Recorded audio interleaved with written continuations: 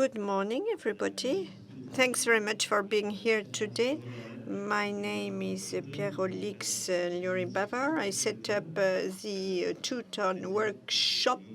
It's my great pleasure and honor to be here today in order to discuss during 50 minutes the issue of imagining an ecological transition, of course, to the benefit of common good. So we're going to travel into the future all together, and you'll play a major part in this journey.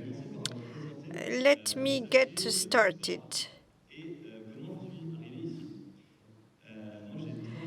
I'm 34. I started working in Canada in a company dedicated to making companies more performing, happier,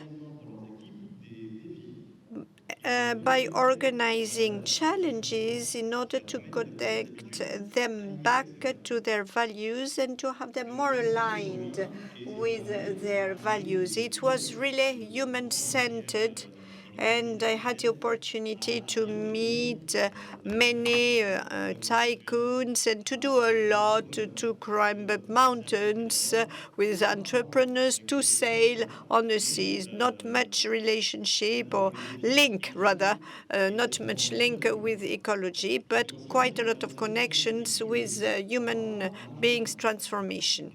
Then I traveled to Argentina, and when I came there, I realized it was the year of renewables. So I decided to ride a bike in order to meet with players, stakeholders involved in this initiative, mayors, entrepreneurs, etc. So I decided to set up a company, an auditing entity based in Mendoza, close to the Cordillera of the Andes mountain range, and to do counseling on the sustainability issues. And my audits were interesting, but they were never read, although my recommendations were clear-cut and very simple. That's why I decided perhaps to go back to my first activity. And I mean, I just said, it's just because we are unable to explain to people how to do things, why to do things. That is to say, transmitting knowledge and know how to do for projects they are convinced with. So I did co-found a project called 2Tonnes, and that was just a few years ago in 2019, and it gave me the opportunity to meet with a lot of people in the companies, in the political sphere, and this initiative did work nicely. We were finally set up in 2020, and we have got 32,000 people on the staff, 9,000 animators, and 175,000 participants. That's a huge deployment. And we are using a kind of tool which makes it possible for people to create an ecological scenario running over a period of 30 years till 2050 and valid for decision makers, entrepreneurs, etc.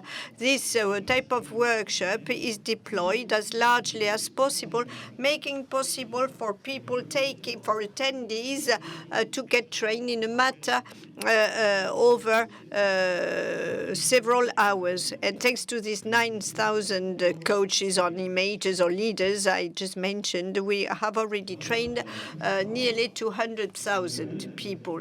This brings me to the topic of today's topic. What type of link between ecological or environmental transition and common good? I like asking questions. I like asking myself questions and asking questions to other people. So I'm going to ask you a few questions, and you will answer by raising your hands. Between 93 and 2015, what type of evolution in the proportion of world population living under $2.15 per day and per person in terms of purchasing power? Three possible answers. Multiplied by 2 remained equivalent, was divided by 3. A, B, or C? A, please do raise your hand. 40%. B, now, raise, well, your hand. Well, prox 15%. Answer C, well, about 50%. The right answer was C, actually, as you can see. In the 80s, we were at 40%. We have divided things by nearly 3. And since the COVID, we have been kind of stagnating, and if not having had a reverse rebound. What about the average mean life expectancy worldwide? All continents, populations included, 50, 60, 70, 50 years. Would you say? A few hands, 50. About 10 of them in the audience have raised their hands. Now, answer B, 60 years of age. Half of the whole, and 70 years of age. About 45%. The right answer was 70%. So today's life expectancy worldwide is 70.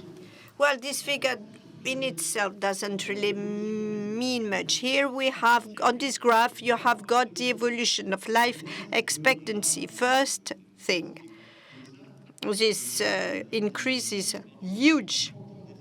30 years more since the turn of the century, of the 20th century, of course.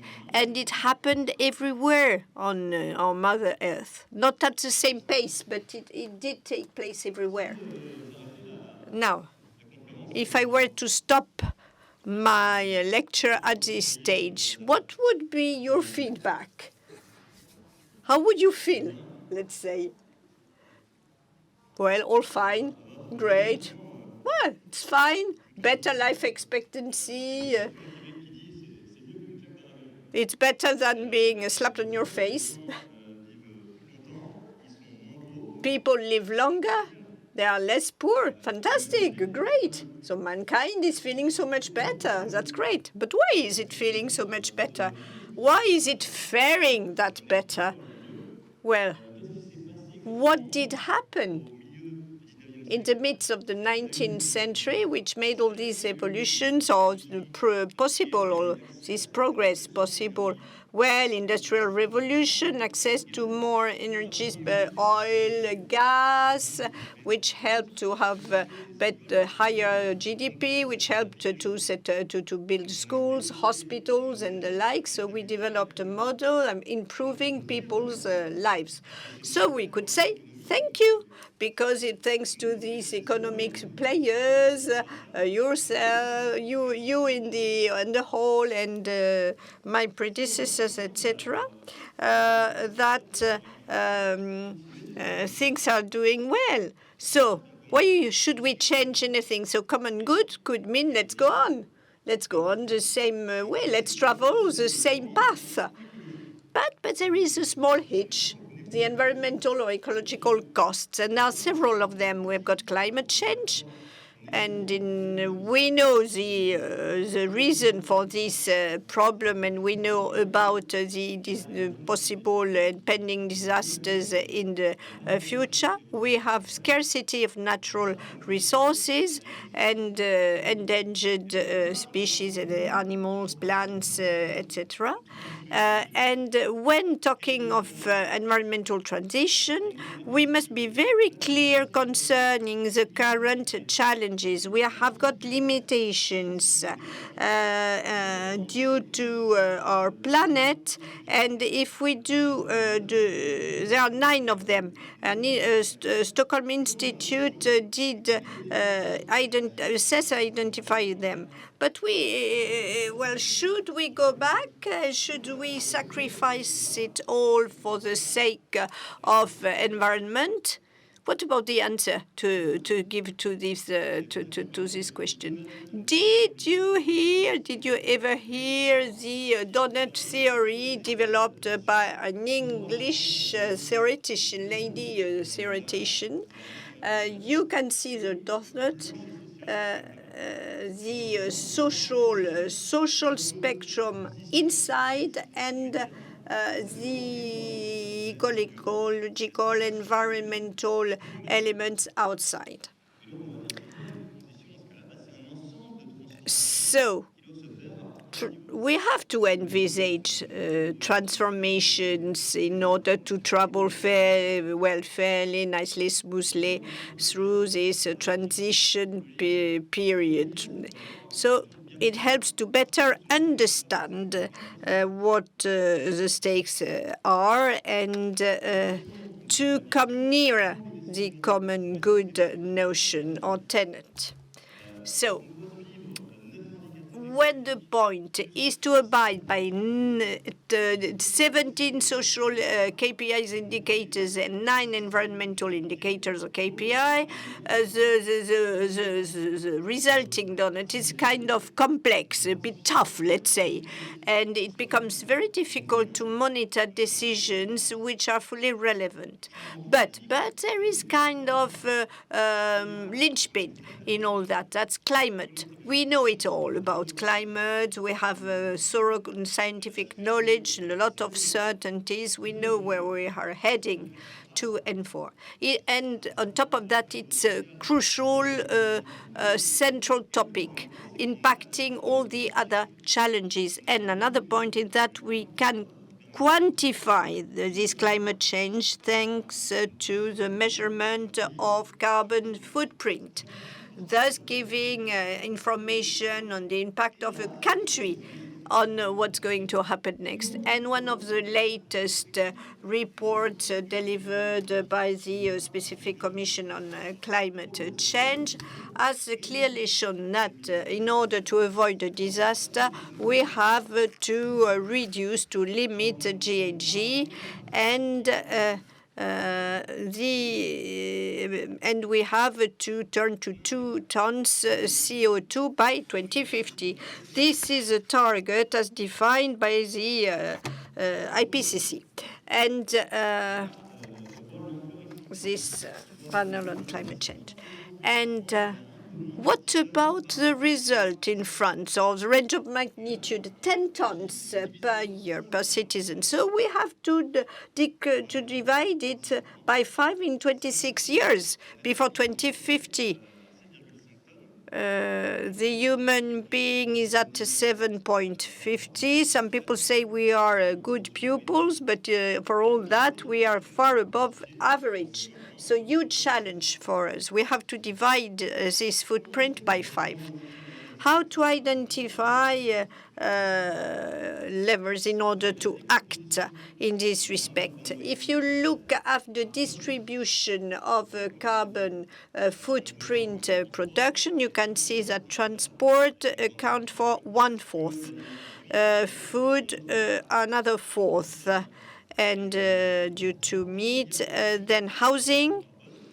Let's not forget what is called the public utilities. It's in peak pink on the bar chart, and may look marginal, may sound marginal, but it's reallocated to everyone because we all use the French army, even if we have not a tank in our garden. And starting from all these, we have to set priorities and to choose on which elements, on which levers to act. We have got the tools. We know the starting point. Now we are going to see where to head for. And you are going to be active in a second. The goal, the target is 2 tons per person at personal level, of course, but also at French population level by 2050. Can't you take up this challenge? Excellent. So to do so, let's work on a simulation.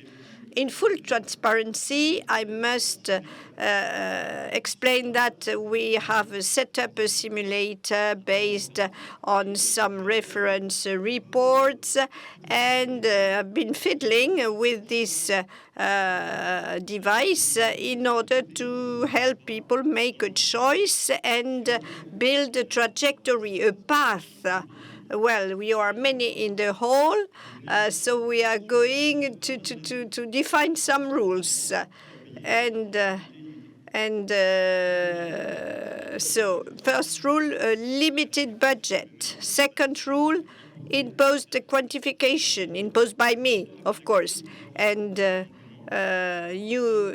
be just a solution in the end. And then I'm going to twist reality because things will, the changes, the upheavals or the transitions will take place a little bit quicker than in actual life, in real life. Sorry. So, let's get started. I suggest you become an assembly making decisions. You represent the state, the companies, businesses, the business world, and citizens. Everybody's going to vote, an individual poll. You can have a short debate with your neighbor before voting, and then you'll be voting in sheer wisdom. Is it clear to everybody in the hall? Anything concerning costs? Someone is asking off mic. Well, let's get started. Let's jump from 2024 to 2028. Crucial topic. Let's modify transport. We have just observed that it emitted 32% of carbon in terms of carbon footprint. Who is going to pay for this change? If we want to decrease the impact of transport on the carbon footprint, we can invest. We can have private industrial investments replacing all the cars by electric cars and by light cars, and that's the first option. Second option, state investing massively in infrastructures, making possible to increase the share of people traveling by train and also increasing freight. Train transport. So you have got 2 minutes to discuss this with your neighbor, and then we will vote.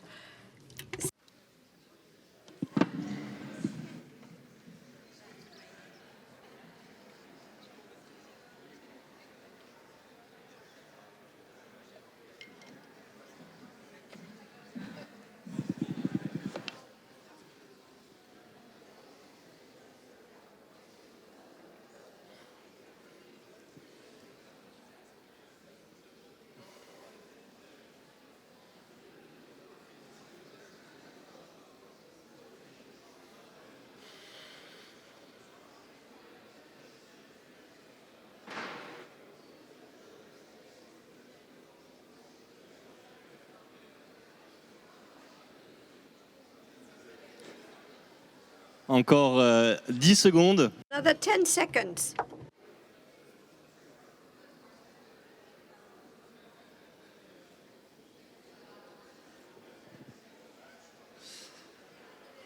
Fin de la délibération. Membres de l'Assemblée. Now, it's over.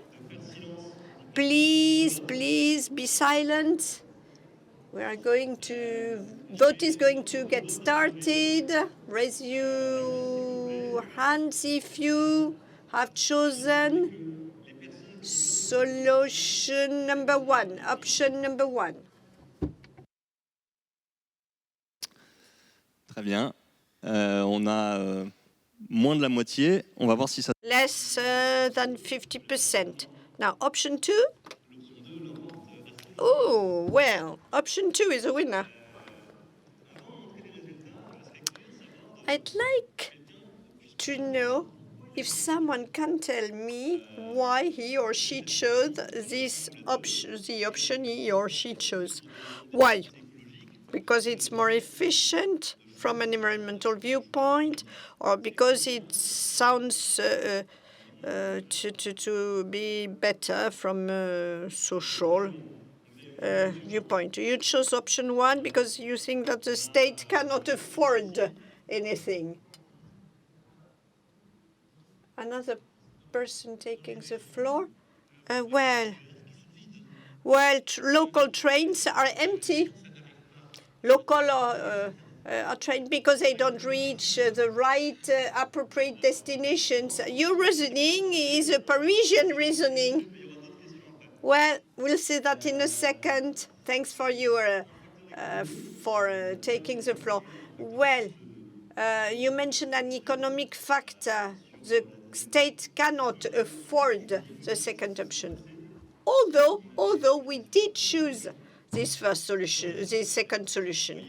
If we had chosen the first option, the first solution, you can see on this graph with the simulation of this option that we would turn from 10 to from 9.6 to 8.3 ton, minus 1.2 tons in 4 years, minus 13%, in other words, or in other figures.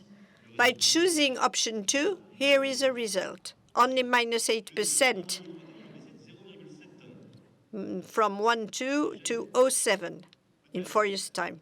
Is it a failure? Well, maybe. It all depends on the quantification or setting on the way you set up the initiative. You may say that it hasn't got the same impact on society. It's different in terms of life choice. I did have exchange with Alain Cracovie, advocating what we call functional. You say train used for your job activity.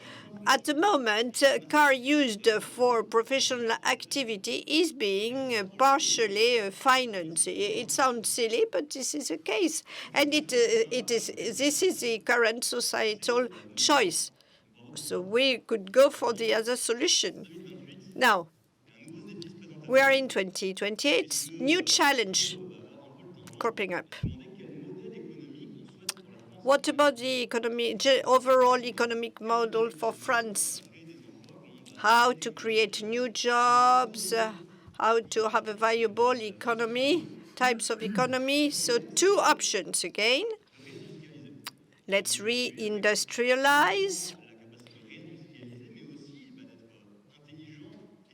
being smart in doing it, working on the optimization of the use of energy sources in the several sectors, using the principle of circular economy, of course, in order to reuse the resources.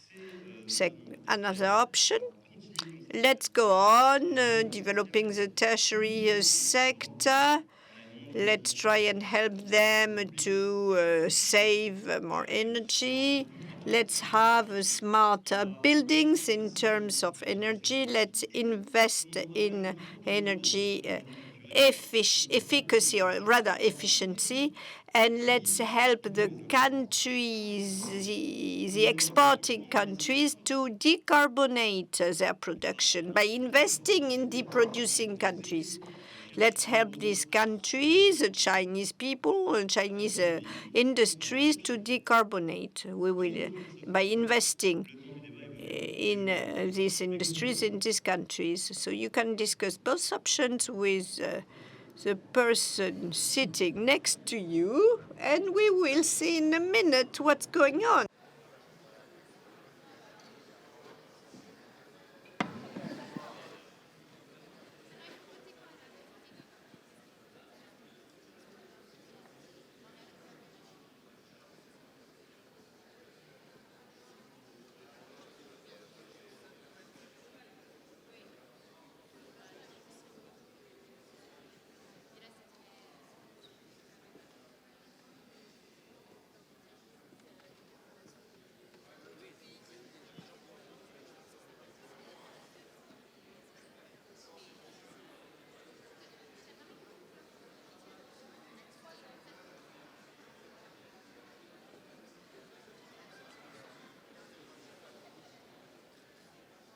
Encore 10 secondes. Another 10 seconds.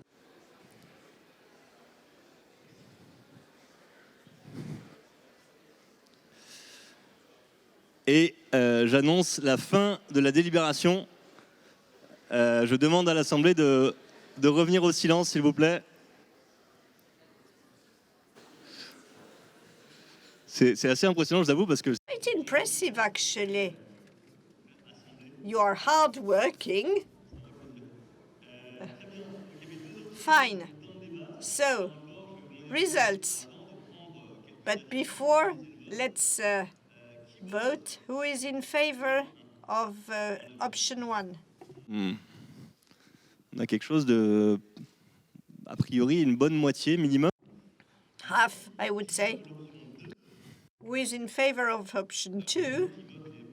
Ah, some people do vote for both options. Are they cheating? Quite tempting, actually.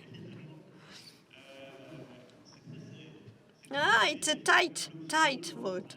But option has got to win here.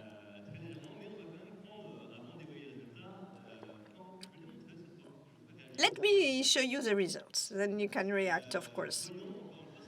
Have a look. Let's have a look at what would have happened when choosing with option 1. Well, minus another 0.7% in 4 years.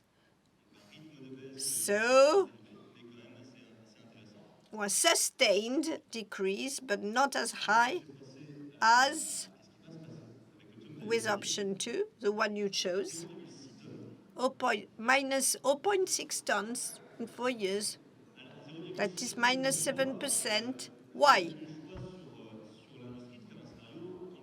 I chose a far-reaching scenario, regulating the industries, but making some other choices, using decarbonated energy, using the most sophisticated processes, since we are able to produce with low decarbonation rates. And now, if you think of tertiary buildings, there will be a lot of work because we have got obsolete buildings which need huge repair, great adaptation. And this is true at national level, but it's true at international level. I mentioned China, and we could decide to help BRICS countries or developing countries in order to help them decarbonate industry, in order to have less carbonated end products when they reach our countries. Would anyone accept to explain his or her choice, rather. We had two gentlemen. We could have one lady at least. Now, taking the floor. I choose option one, thinking of regenerative economy, thinking that if I take the GS in industries, that is to say, building, agri-food, and industry as such, they will have less impact if they go for a greener move. It's interesting what you are saying, madam. But as you said, as far as you are concerned, the impact would be found in which sector? Transport, energy, food industry? Well, impact would be great in all sectors. Here we have got the consumer's viewpoint. But,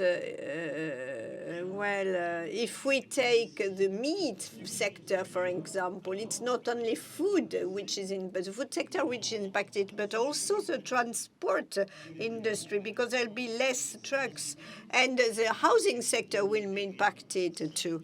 The housing, the industrial housing or agri-housing will be impacted. So there'll be a kind of leverage effect between the collective, industrial, and personal impacts. But we are far from the expected target for 2050. So let's first have a kind of intermediate target for 2032-35. We have got a new challenge, another challenge, that's a water challenge, water crisis with repeated hot days, periods, droughts, etc., and lack of water availability. And and the Security Council are stating that the countries which won't be committed enough will have to suffer diplomatic sanctions, and that they are requesting countries to supply resolutions, clear resolutions, clear guarantees, stating that they are heading for kind of improvements, but well delineated improvements. And of course, experts are just requested to help people and take action. And what do experts say, actually? They say you can work on transport, make it possible for people to use the concept of multimodal transport. You have to help people and improve their meat consumption, for instance, in collective catering, in having a better offer in this respect, and you have to help people to keep their tools, their appliances for a period of life by recycling them, repairing them, etc. We know we can do this. If we do it, we will get where we want to. So how to do it? Well, we have to be ambitious. There is a real deadline. Time is short. We don't have much time to react. The climate is changing. So how to entice virtuous, dynamic, sustainable behaviors? Two options again. You can change the fiscal tax system. Let's not introduce an added carbon tax. You decide to change the fiscal system by having an integration of the carbon footprint into the global system with more or less taxed activities. It's a real change, a real reform. Second option, we don't want this. We rather trust people in their choices. But we cannot afford having people doing what they want, and that they want. So we are going to impose quotas on people, telling them you can do whatever you want, but you cannot fly more than X miles. Or we can tell the companies you can produce more than X products. That's two options again. Well, there can be hundreds of options. Let's just choose between these two options.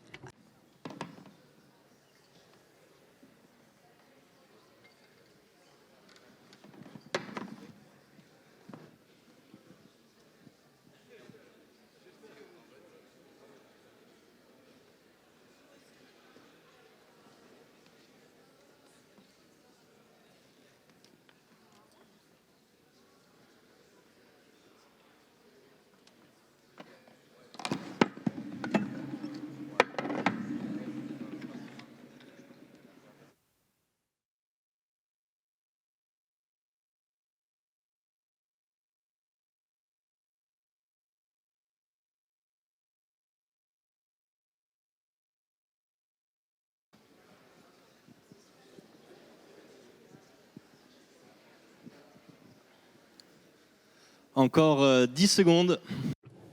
You still have 10 seconds. No more.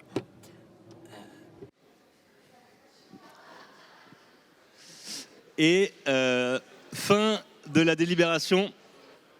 Nous allons pouvoir procéder au vote. So we'll have to vote. So if you please.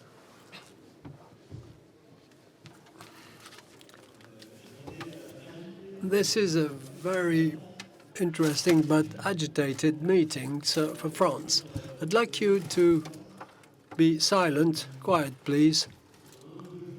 So we have two choices, and this time I'd like two testimonials so that people can defend their option. If there is one person who would like to advocate for option one, is there anyone? So, yes, madam, you are very courageous. There's no option three, unfortunately. So I prefer option one, because option two, if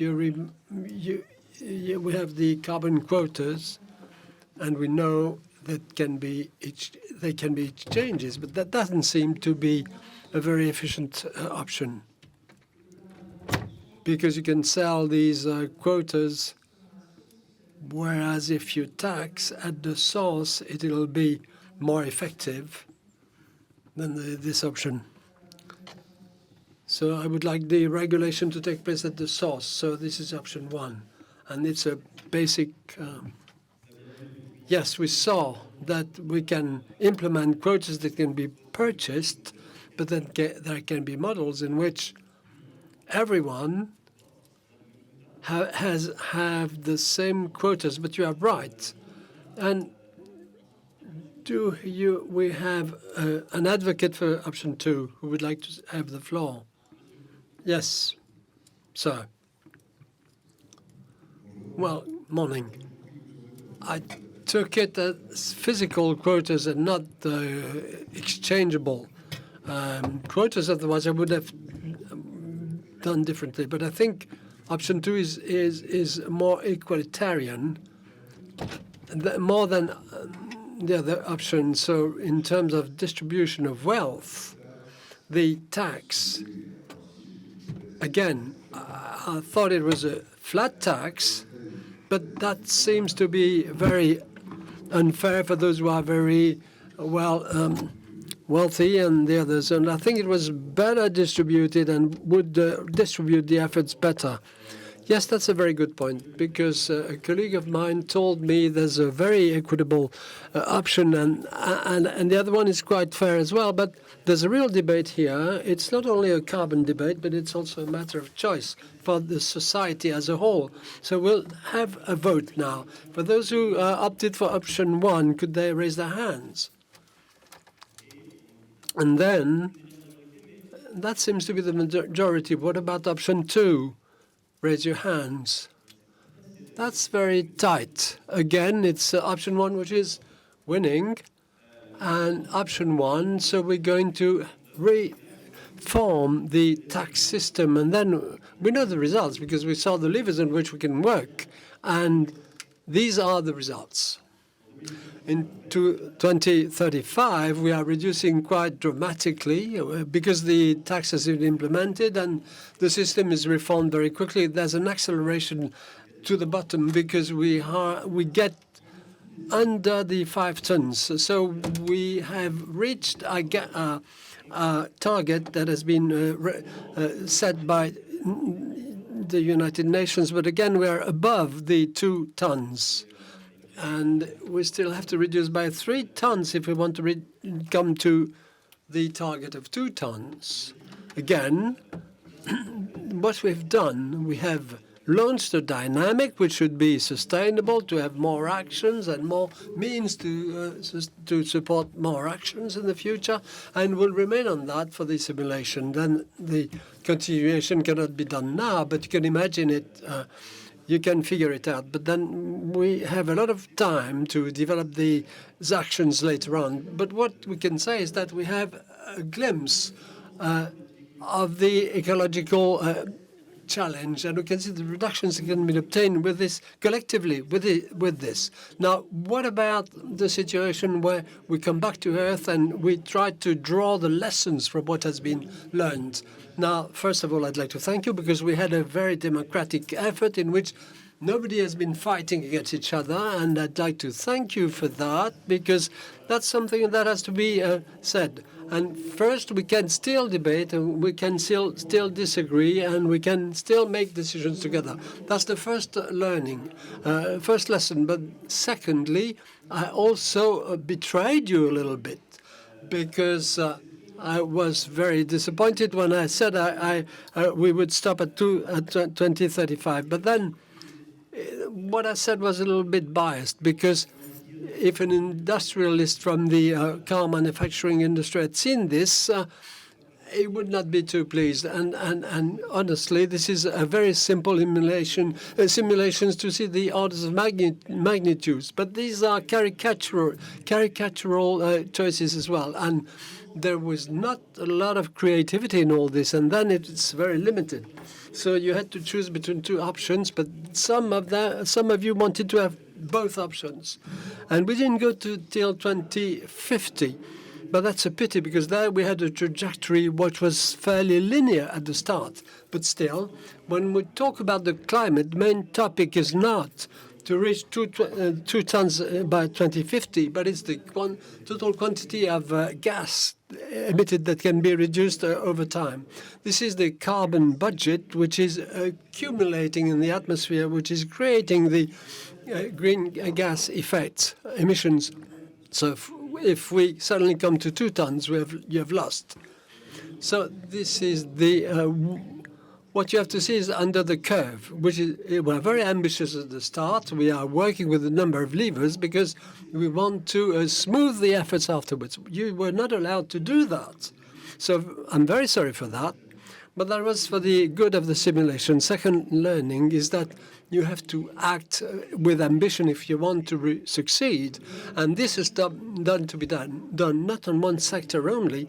There's no miracle action here because we invested in many sectors and we saw that we didn't reach the 2 tons, and there are still many sectors that will be impacted, like food, industry, transport, public transports. So we have to work on all these segments. We have to work on all segments. We can see that there were states, individuals, and enterprise actions. We have to do it collectively, and then You have to act upon all the levers, not only the technological ones. You have to look at the behaviors. You have to consider sobriety, efficiency, and you have to look at the type of energy used. And this has to be done. And this is not one option or the other. You have to activate all these levers directly or indirectly. And this is not me who's saying that. The work is supported by reference.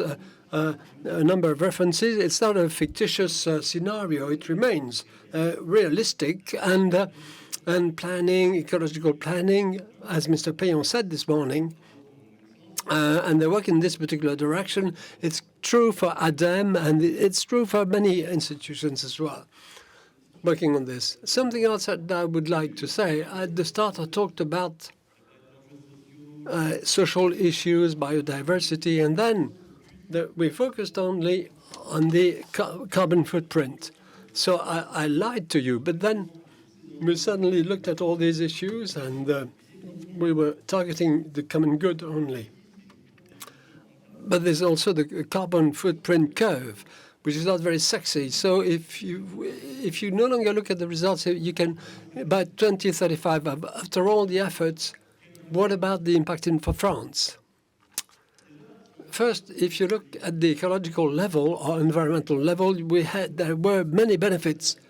Many natural spaces were preserved, and the reduction of the consumption of meat meant that we were able to liberate, to free some space, natural spaces in France, but also a lot in terms of imports abroad. And we limited pollution. And again, by working on by looking at the local productions, and we avoided pollutions locally. And this is one of the main benefits for the globe. We limited our needs in terms of natural resources. We know there will be shortages, particularly for metals, and then we limited this for the industry in particular. And then we also preserved biodiversity as a whole. There were many actions that had great benefits for the biodiversity. So congratulations to you, because you have an environmental benefit here. But you're going to tell me that the French are not very much interested in all this, and you may be right. But then let's look at the social assessment. What have we done? From a social point of view, we created jobs. We created jobs, and we also destroyed a number of them, that's for sure, but then we created them in the tertiary sector, in the industry, in the rural areas, and we created them. We could have done these choices just for that, not even by looking at the carbon footprint only. And what else did we do? We improved the health conditions of people, because that's a major topic. Health is very important. If you look at the soft mobility, you are reducing the risk of cardiovascular diseases, and you improve as well the health, be it physical or mental. Same thing for the water consumptions. We know that so we are going to limit the consumption of meat, rather. So there are benefits here in terms of health. And the French can be quite pleased with this. Another element to take into account is, as said in the beginning, it's the territorial equity, because it has been re-emerging lately in the determination of the votes, the distance towards the stations or the post office. And these actions meant that some remote areas were more accessible, so that people could access these areas with quality transports, public transports, and that's justice. It's not just for the Parisians, but we're investing greatly for that. And then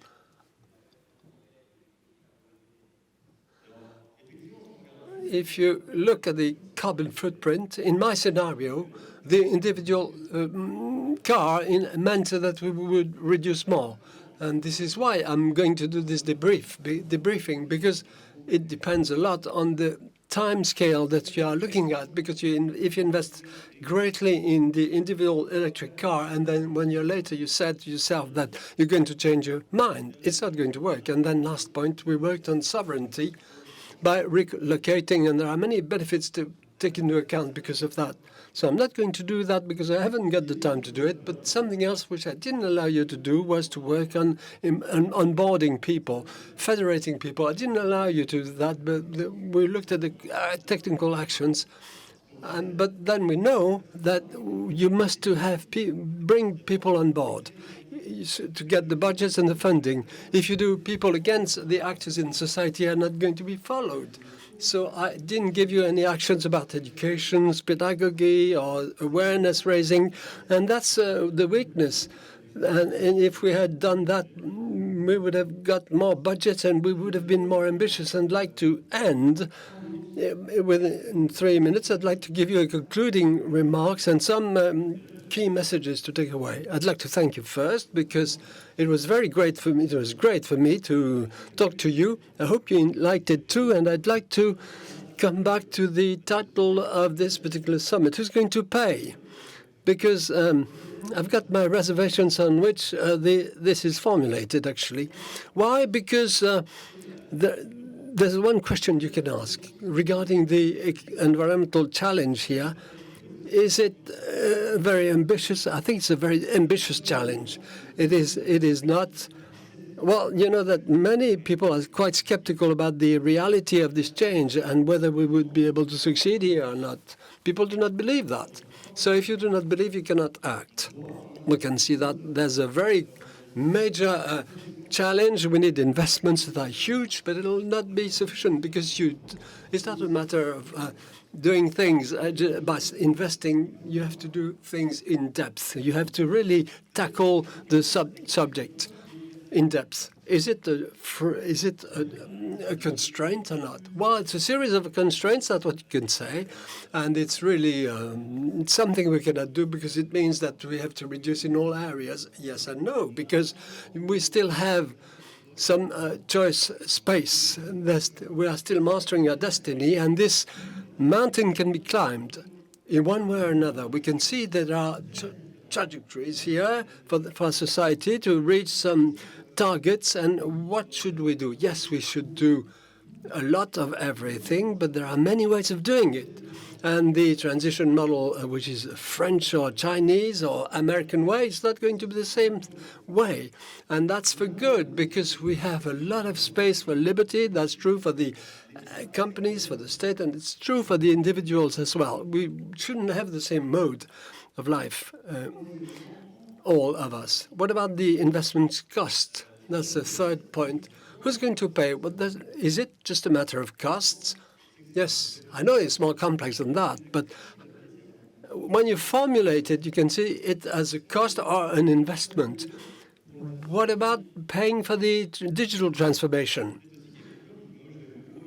Many people want to say they are the first ones to do that. They don't want to be last, but they want to be first.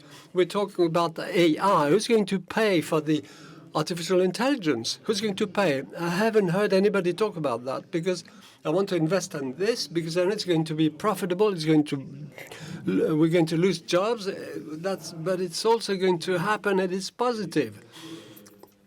I'd like to cite somebody I very much look at, Jeff Bezos. I don't like him very much, but then he says, we always consider what's going to take place in 10 years' time. What will be the company of the future? He says, I'm not looking at that. When I create a company, I look at what's not going to change. I created Amazon because in 10 years, people will want to have these products at a lesser price.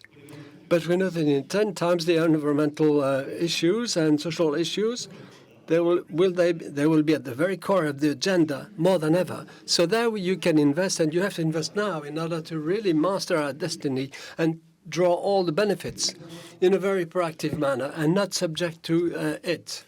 And last item as well, an apple of discontent, yes, because or is it a common cause? Yes, we may disagree, but it's also a federating thing because 85% of people are very much concerned about the climate change. They disagree on the solutions, but they are very worried about it, that rather than doing something which is going to divide us, but we have a common enemy, and there we can create a link, and we create a social dynamics, and we can create a project for society to think about the future and be positive about the future and not be pessimistic about the future. And last item as well, which, yes, it's a threat.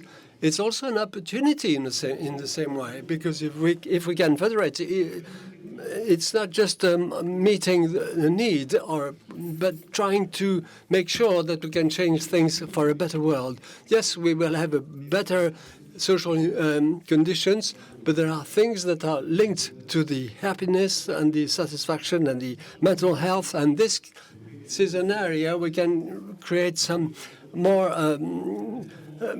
efficient companies. We can create a nation which is more flourishing, and that's something I'm very much convinced about. And I would like to give you a citation by Jules Verne, a French author. Nothing great is done without which will be an exaggerated hope.